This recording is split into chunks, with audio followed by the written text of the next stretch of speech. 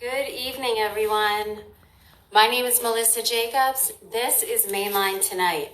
Tonight is our special time. Yes, we're here at a special time for our holistic happy hour. It is in advance of Finding Wellness Amid Chaos, a Holistic Response, a free seminar on Zoom, Sunday, May 3rd from 11 to 12:30 p.m. You can find all the information about that at villagewellness.net. We have a whole list of specialists to bring you tonight. Let me add our first guest.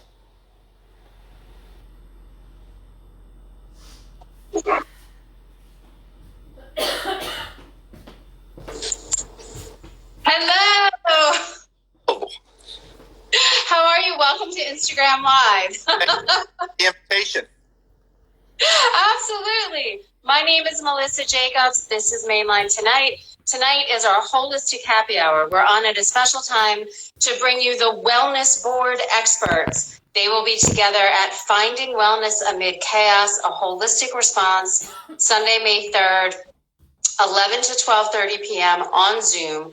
It's a free event, and you can find tickets or just register at villagewellness.net. My first guest is George Scott. You are a licensed family therapist with the Center for Counseling Services in New Jersey. Thank you so much for joining me. I wanted to speak to you first because when I read about your specialties, first of all, families are together a lot right now, sometimes in good situations and sometimes not. But also you have a specialty in traumatic loss. And I think we're all going through some loss of our normal lives or businesses or school, all of that sort of thing. So I want to ask you a few questions about the family togetherness part. I'm wondering if this could be a time for healing. Are there ways that we can come together, even if we've had some differences in the past with our family members? Yeah, it is a good time and a bad time. It really depends upon the dynamic of the family. So being together is really a good thing.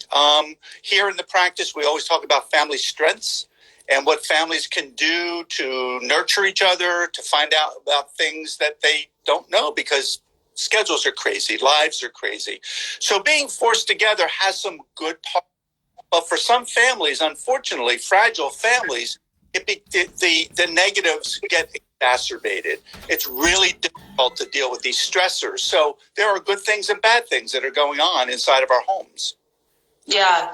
If there are just like, let's say, estrangements or people that we've separated from, what are some tips on using this time productively to heal some of those wounds? What are like the first three things we should do? Well, one of the things that we've been talking about and we've been sharing with families is that school aside, because kids are doing online school, parents aside, parents are doing online work, but in between that is an opportunity to kind of get back to reconnecting, to attach each other.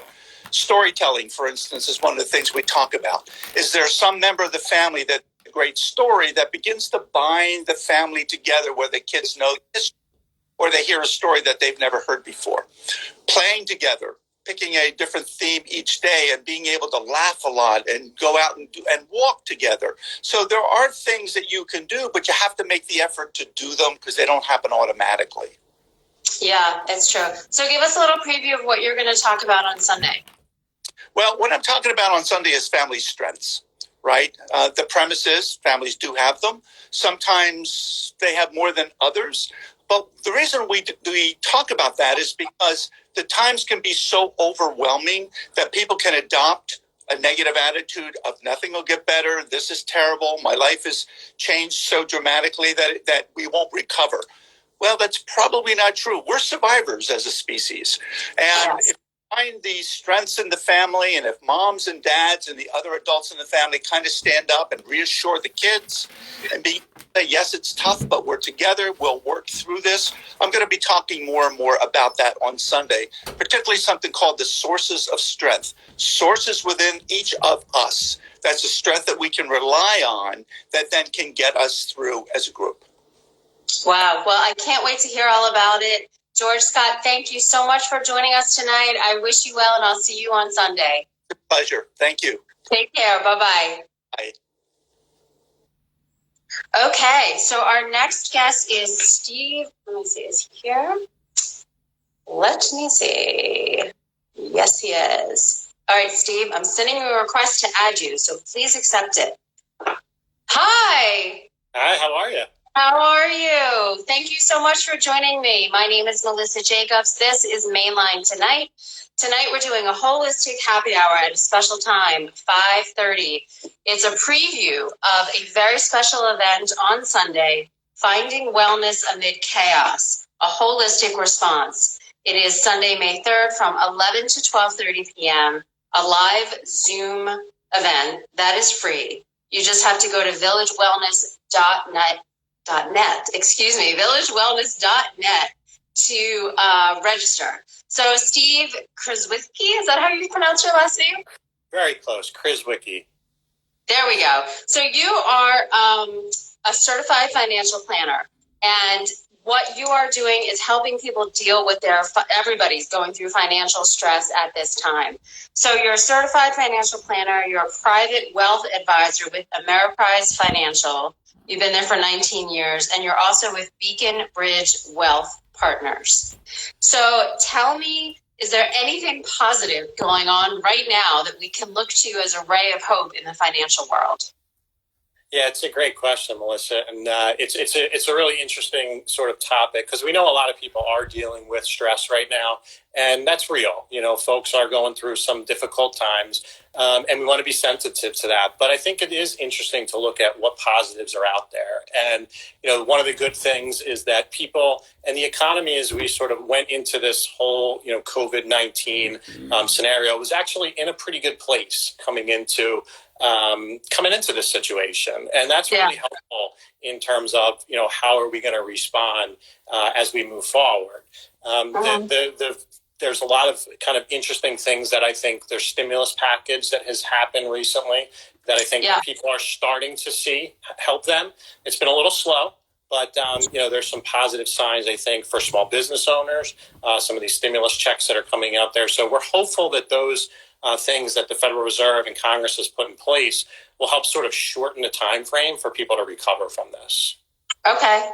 So you help people plan for the future, but the future is so uncertain right now. So what are you telling people? What are like 3 tips that you can share with us in how to plan for an uncertain future? Well, I'd say the first thing is just to think about their long-term goals, right? So, you know, there's a lot of things happening short-term, and some of those long-term goals have been, you know, they've been upended a little bit in some ways, but in many cases they haven't. So we don't want people to panic. We want them to understand what long-term... It's a little late for that, Steve. It's a challenge, but I think that's the biggest thing. The second thing is... So plan for the future, long-term goals, that's one.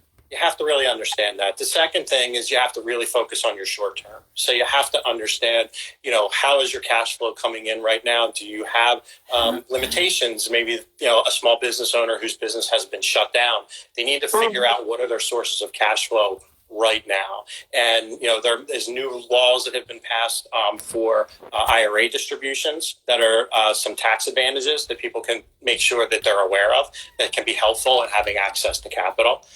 So I think that's another thing, is really understanding all those provisions, because a lot has changed in the last 2 months. Yeah, and then I think the third thing is really sort of just understanding not to panic. You know, the markets have been like this before. This is different. Well, so what are some of the tips that you give your clients for dealing with this financial stress, but financial stress in general? How do we cope with that? Because we're talking about wellness. So what are some things that, you know, some tips that you can give us about that? Well, I would say that, you know, we actually assign everybody a confidence score. So one of the things that, you know, we want people to understand is what is their confidence score sort of relative to their particular goal. So that's something that's really important, because when we understand if that's changed in this, they maybe need to make adjustments. They may need to save a little bit more if they can, or in a lot of cases now, we need to really look at their expenses and see if we can cut back on those as well. One of the areas that we're finding right now is even just on something simple as like auto insurance. There's different provisions there where people are cutting back on the premiums because people aren't driving as much. So there's simple things like that they could maybe touch base on that they're not aware of at this point in time. And that is why they need you. So give me a preview of what you're going to be talking about on Sunday. Well, I think on Sunday, I want to kind of focus on three things. So one is when we see people in different stages of financial wellness, we see people in a stage of concern where they have certain questions and certain stresses. So we want to get to the root of what are those stresses, what are those concerns. Most of them right now center around cash flow. So we want to figure out ways that we can help them in the short term plan for their cash flow needs by different distributions. Second thing we want to focus on is building back their confidence. So we want to make sure that people understand like the investment tips that they should be focusing on. What sectors do we feel like are going to come out of this in the best situation? You know, is it going to be healthcare? Is it going to be technology? Do we want to focus in certain areas on their investment strategy? And then the third, for people who haven't really been impacted so much by this financially, we want to think about people that can make an impact. How can you give back and how can you help others financially or help others in your community? So we see all people in all stages of wellness. We want to understand where you are today and how you can make the biggest impact on your own life, in your family, and in your community. I love it. I see why you're on the wellness board. Okay, so if people want to hear more from you, they should go to villagewellness.net and register for the free Zoom session, Finding Wellness Amid Chaos, a Holistic Response, Sunday, May 3rd, 11 to 12:30 p.m. Thank you so much for joining me, Steve. I wish you well, and I'll see you on Sunday. Thank you for having me. Okay, next is Lance Isaacoff. Let me see if I can add him. Yes.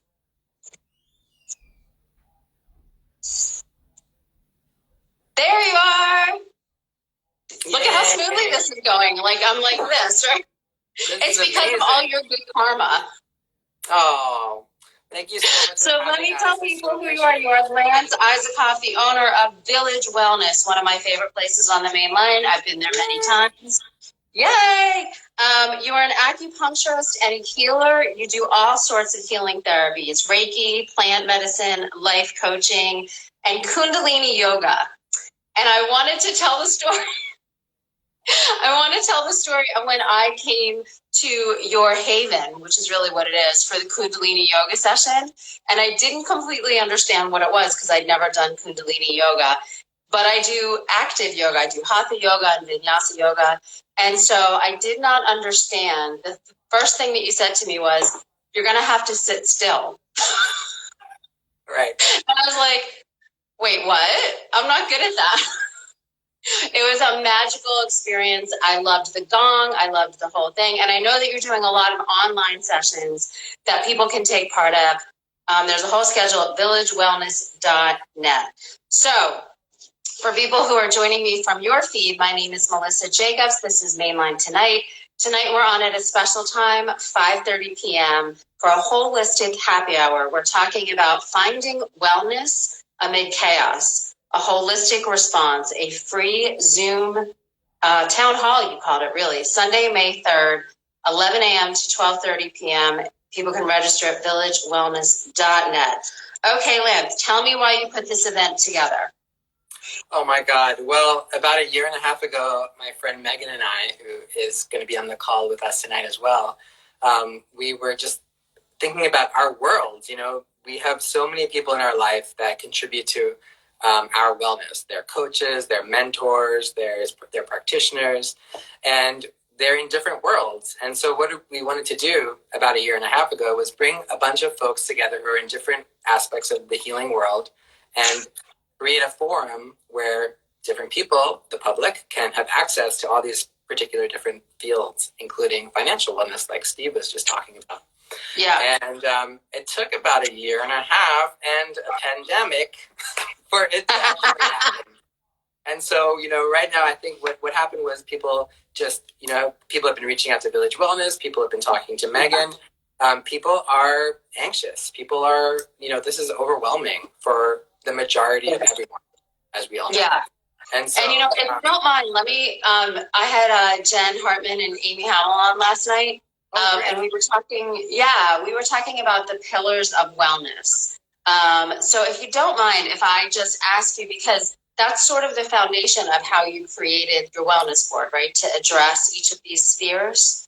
Right. So we have social wellness, we have physical health, which so social wellness, we're going to bring Amy Mermaid, my beloved wife, Amy Isakov, Megan Scott. She's also going to be addressing social and organizational wellness.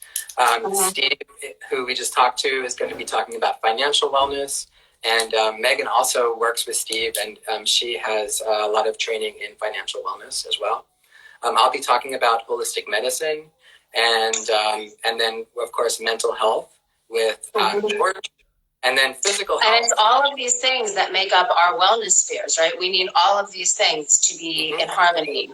I've heard you say before, if one of these things is off, it affects the rest of us, right? It affects our whole well-being.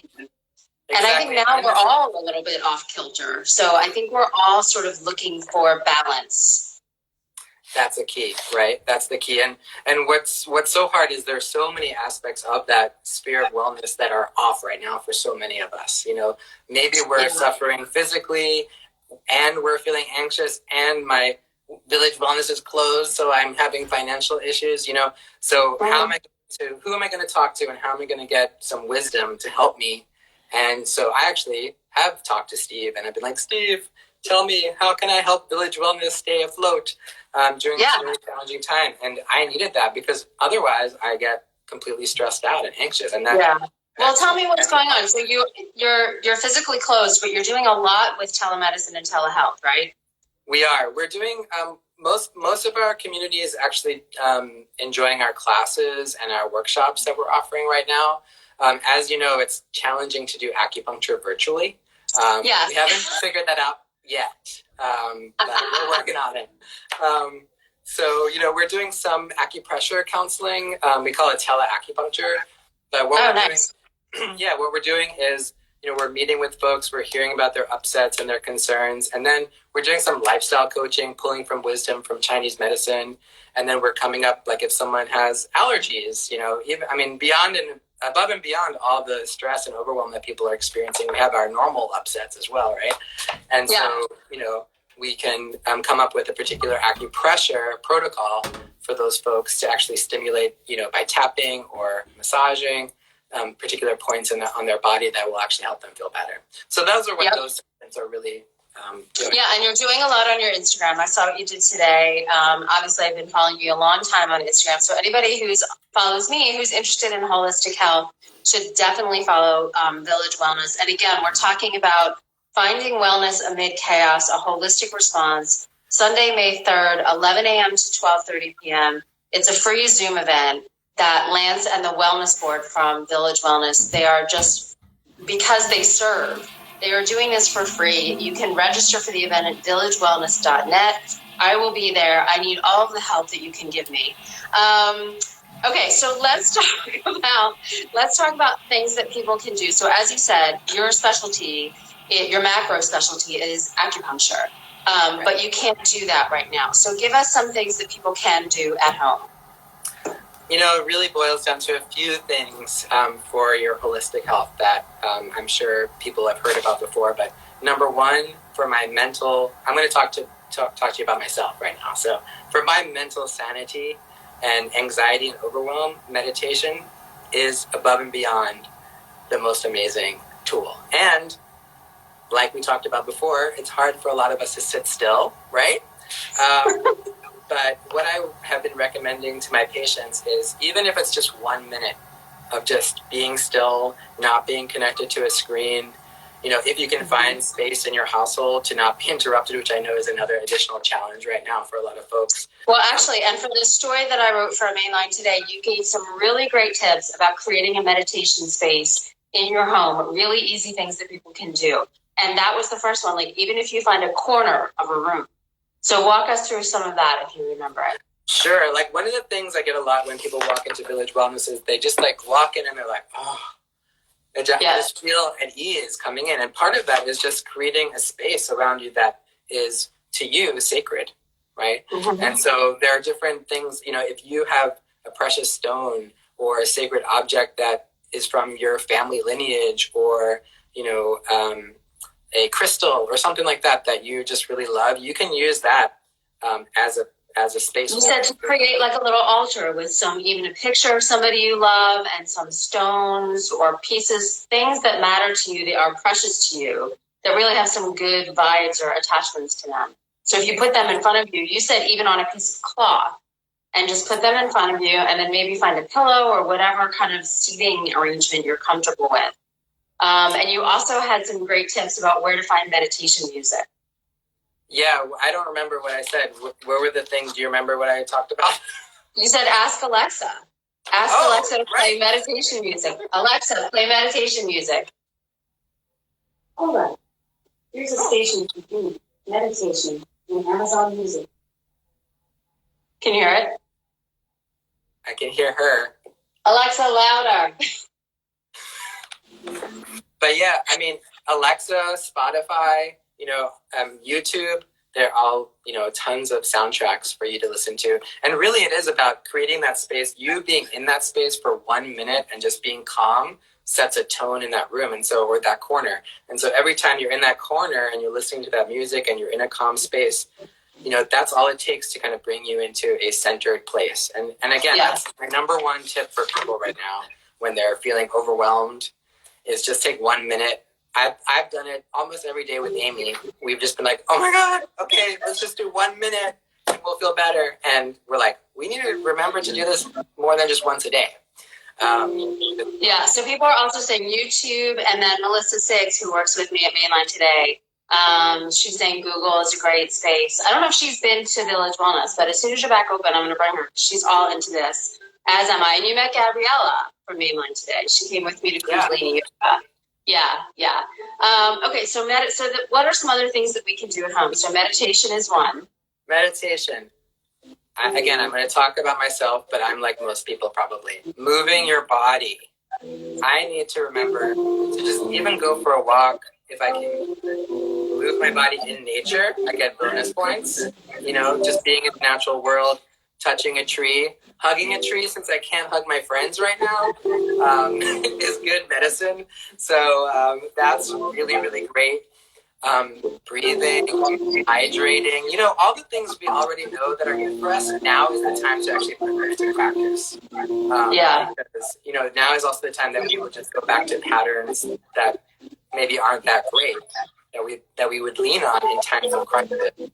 Self-medicating, for example, different things. So this is an opportunity to really step into the things that we already know are wonderful to support us.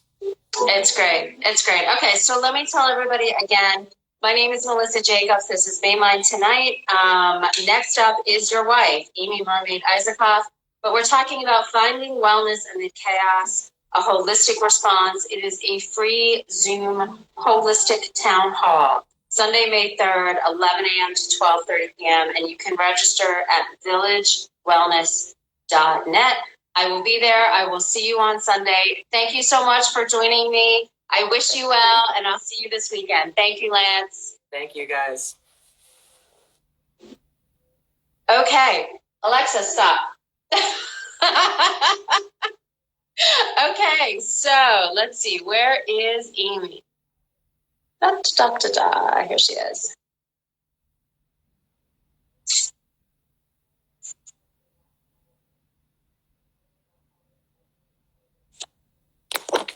Hello, how are you? Melissa, how are you? Hi, you know what? I realized I've never met you. We've never met. This is our main. I know Lance. I've met him so many times, but it's so great to meet you over Instagram. My name is Melissa Jacobs. This is Mainline Tonight. I am very honored to have Amy Mermaid Isaacoff joining us. She is a magical healer and has studied all sorts of holistic healing treatments. We're here to talk about finding wellness amid chaos, a holistic response. It's being held Sunday, May 3rd, 11 a.m. to 12:30 p.m. It's a free Zoom holistic town hall with a whole bunch of different holistic experts. You can register for it at villagewellness.net. Amy Mermaid Isaacoff, I'm so excited to talk to you. So give us a little background about your healing therapies, what you've studied, and what you practice. Sure. First, I just want to say thank you Melissa, for having me and for your support of this event, because we're really excited to make ourselves available. To be part of this. Of course. So my background is pretty varied. I'm a nationally licensed massage therapist, and so have foundations in the body. Have also studied plant spirit medicine with Elliot Cowan, which is actually a Chinese 5 elements mixed with the language of plants. And it's basically acupuncture without needles. Nice. And so body work, doing this 5 element work, and then more recently, I have been deeply immersed in a cross-cultural Peruvian-based shamanic practice, which is really a synthesis of all of the philosophical things that I've studied, from evolutionary spirituality to, looking at how we can live a more sustainable life. Wow. Living with nature. How many levels can I actualize that? Is sort of the mini version of the background of what I bring. Now, is that the same thing that Stephanie Moore does? So Stephanie and I are both founded in a Peruvian tradition. They come from similar regions, but it's a little bit different. It's really interesting, being a Westerner carrying, or a Northerner in this case, a North American person carrying an indigenous tradition from South America. Thankfully, South American indigenous people have been so generous and welcoming with their wisdom and knowledge and ways. And they are like, yes, please do this. Please remember the earth, remember each other. And it's an oral tradition. So as it finds its way through the different teachers and translators, it gets shaped a little bit differently and comes into different forms. So Stephanie and I don't do exactly the same thing, but certainly related. I know when I interviewed her before, she said she did all this heavy training in Peru. So me being North American, I'm like, oh, Peru, there's only one thing. But of course, there are many things in Peru. But many things. many things, right.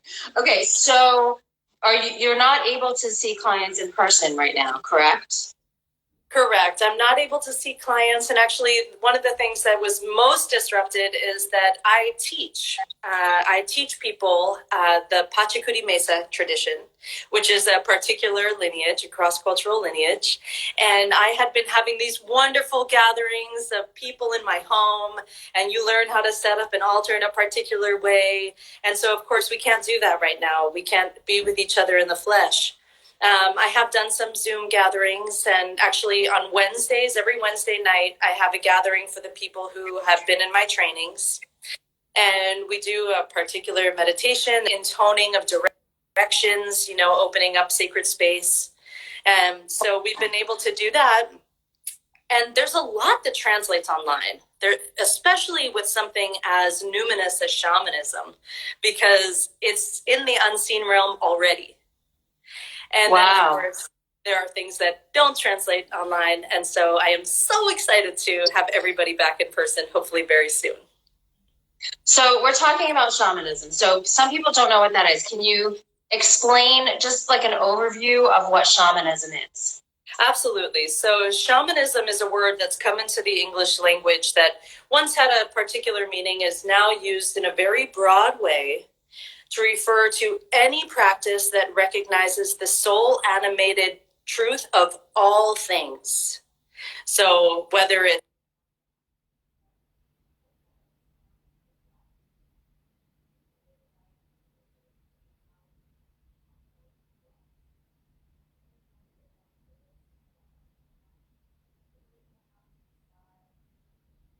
tree, plant, stone, star, or animal, we recognize that all things are alive, all things have spirit, and all things are connected. Yeah.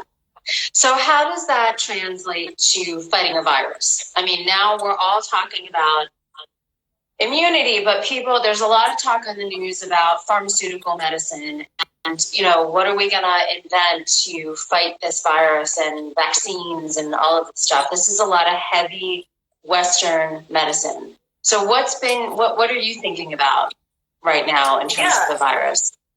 So, one of the things that shamanism points us to is really magic.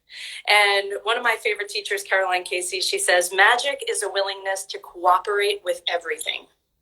So when I think about, how shamanism can support our relationship with the virus, it includes the science. And it also includes taking responsibility for how we care for ourselves, recognizing that this vessel that we walk around in needs to be strong, resilient, and that it can only be as strong and resilient as our hearts, mind, and souls are. And so when I think about the virus from a spiritual perspective, it's actually quite a blessing. Because if you look at what's happening on the planet, on the planetary level, the global level, oh my God, the earth is recovering. The hole in the ozone layer is closed. The animals are finding that they have room again. The oceans are cleaner. The rivers are clear. I mean, the air. I don't know if you've seen any of these images where, in India, it's like the pollution it's like night and day, almost literally, even though it's day and day. And so, this tells me that perhaps no matter what you are holding in your mind as true as to where the virus came from, it does feel like in some way that this is Mother Earth's immune system saying, hey, sit down, humans. I need a minute. I need to rest. Yeah. So, well, how do you jive that with, there's human death? Yes, there's human death all the time. And actually, one of the things that I think has made our society so sick is that we have no relationship with death. I think that death is an essential part of life. It's what makes it so precious. And yes, it's tragic. And yes, it is hard. And yes, I am also of the opinion that in this particular case, we could have avoided a lot of it. Yet, here we are. And I think,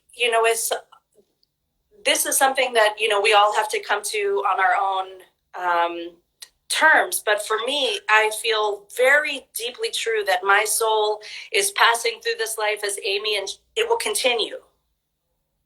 And this is true for all of us. And we don't know what comes next.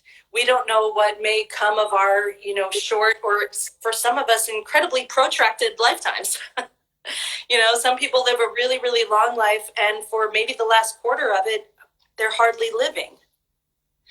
And I really think that the greatest tragedy in all of this with death is that people are alone. And the fact that people are dying and suffering alone is actually a place where shamanism can deeply serve. Well, so one of the things that we do in shamanic healing is we are able to travel and connect beyond the body, in not so different than how you and I are talking right now. Except it takes place in how maybe it's easiest to say a dream world. But it's very, very, very real. And so through a shamanic journey or ceremony, it would be possible to actually connect with the spirit of a person, even if you can't be there in person. You can still be there to connect and help carry their soul from this plane to the next. Or, whatever your spiritual beliefs are, there are pathways that have been held and kept and maintained by Indigenous peoples all over the planet that allow us to connect in these other ways and these other realms that feel more and more important every day. Wow. Okay. That's amazing. So everybody can find out more about you at villagewellness.net. You have seminars listed there. They can follow you on Instagram and see all of your magic there. I'm so interested in this, and I hope to speak with you again. I will definitely see you on Sunday at Finding Wellness Amid Chaos, a holistic response. That is the free Zoom holistic town hall where you and the rest of the Wellness Board will be sharing your insights. It is Sunday, May 3rd, 11 a.m. to 12:30 p.m. You can register for the free event at villagewellness.net. My name is Melissa Jacobs. This is Mainline Tonight. We are going to continue our holistic happy hour. Thank you so much, Amy. Thank you for sharing your spirit and your insight. and I will see you on Sunday. Thank you so much. Thank you so much. Thanks, Melissa. Wow, how awesome was that? Okay. So, hi, Steve. So we have a great crowd going on here. I think we have a little bit of time for questions, actually, after we speak with Megan. So if anybody wants to, let me see, where is she? Here she is.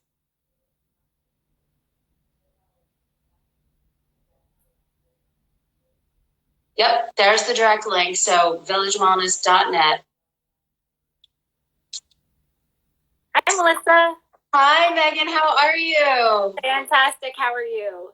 I'm good. Thanks so much for joining me. You know what? I'm going to have you move your camera down just a little bit so that your face is not blocked by the comments, because I just invited people there. It's perfect.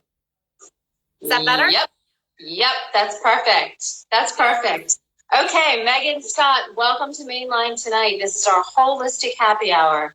My name is Melissa Jacobs. We are normally on at 9 o'clock, and we will also be on at 9 o'clock this evening for a ladies' night in. But first, we're having a holistic happy hour. My guest right now is Megan Scott. You're an organizational wellness expert, and I want to ask you to share a little bit of your journey to wellness. But first, let me tell people that we are having this holistic happy hour in advance of Finding Wellness Amid Chaos, a holistic response. That is a holistic town hall. It's a free event on Zoom, Sunday, May 3rd, 11 a.m. to 12:30 p.m. It features the Wellness Board, which is a whole bunch of experts in different practices. They're going to share their wisdom. All you have to do is register at villagewellness.net. Okay, Megan Scott. Yes. Organizational wellness. Now, organization is something that's lacking right now because we're all off schedule. So tell me how some tips on, we've heard all of this amazing stuff that we can do at home and seminars and all of this kind of thing. What advice are you giving people right now about how to get organized with their lives and how to include wellness in that? Sure. So my relationship with organizational wellness actually came all the way from college, right? So we're talking more than 20 years ago. I was an organizational psychology major.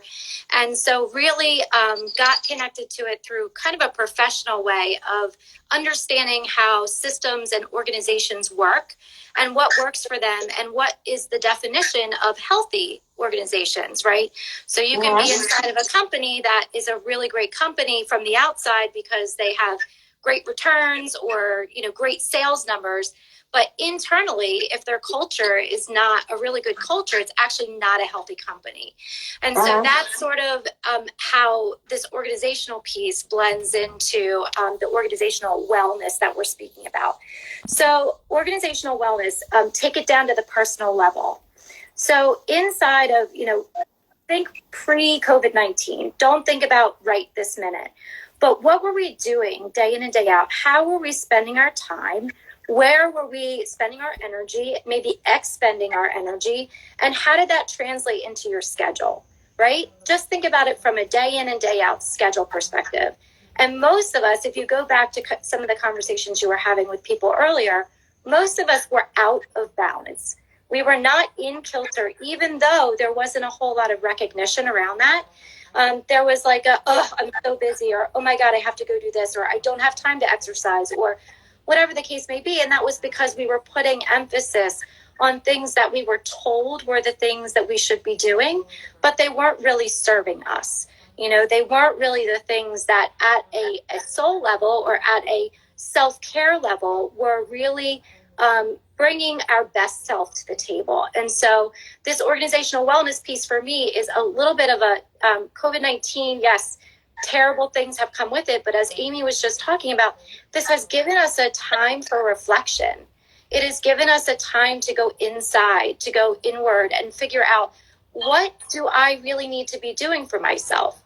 I hate to use this because I think that it's been a little bit overused, but you hear people, every single time you get on an airplane, they tell you, do not put on someone else's oxygen mask before you put on your own, because you won't be able to help people otherwise. And so that's really, I think, in an organizational capacity, that's what I'm urging people to do, is to take a breath, to understand where are you right now with yourself before you can kind of go outward and figure out, okay, how does the house need to be organized, or how do I need to be organized at work, or how can I help my community? We really need to start with the self first. And so that's what I'm urging people to do. So I've been dividing it. I have this term. I mean, I may have read it somewhere, BC and AC, before COVID and after COVID. And one of the things in my life, BC, was to be in touch with people in person. So and that's really lacking, as Lance was saying, Lance and Amy and everybody's saying they can't teach and they can't serve people in person. Are you helping people over Zoom, or what services are you providing?